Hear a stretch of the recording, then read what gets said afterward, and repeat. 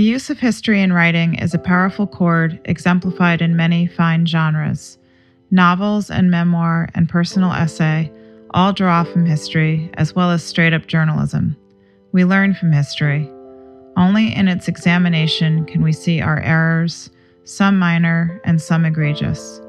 In remembering our errors, we seek to never stumble in those same ways again. Only in its examination can we see our accomplishments and celebrate them moving forward. Look around you. Begin in your home. Do you live in an old house? Is it part of a neighborhood that is listed as a historic district? Or do you live in a brand spanking new condo built on the soil where the Revolutionary War was once battled? The history of America is in its infancy as compared to our European neighbors, but history is history, and your writing can be enriched by the layers of events that happened beneath the soles of your Converse sneakers. History of place has had an effect on me since I was a girl. After learning about the history of New York State, a ride around the block on my bike, braced with training wheels, conjured up Native Americans in animal skins, living their peaceful lives on the very same soil that was now paved and suburbanized.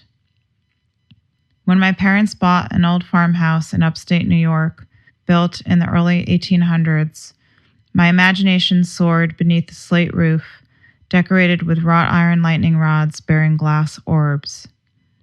My mother was an academic, and she researched the history of the house by spending her time in the local library and speaking to the town historian, who must have been born around the time of the Civil War.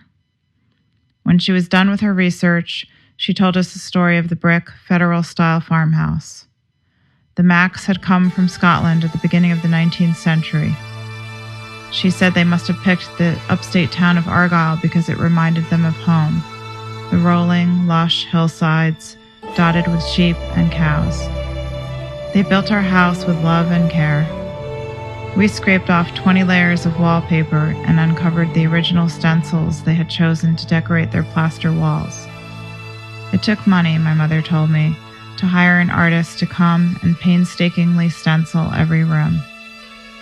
The paints themselves, the colors chosen, were hard to come by those days. The mistress of our house was fortunate, and I imagined her pride in the ornate painted walls. Those early days in our farmhouse infiltrated my young writer's mind. We traveled to the cemetery where the Macks were buried. The father, mother, and little girl Emily. She died before losing her baby teeth. Mrs. Mack died in childbirth.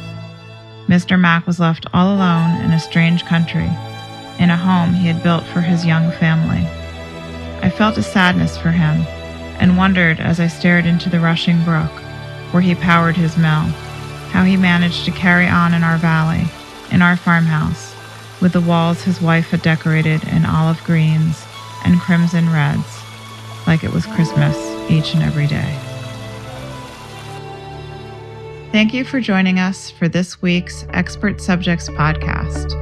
For more information on the use of history in your writing, please read this week's article.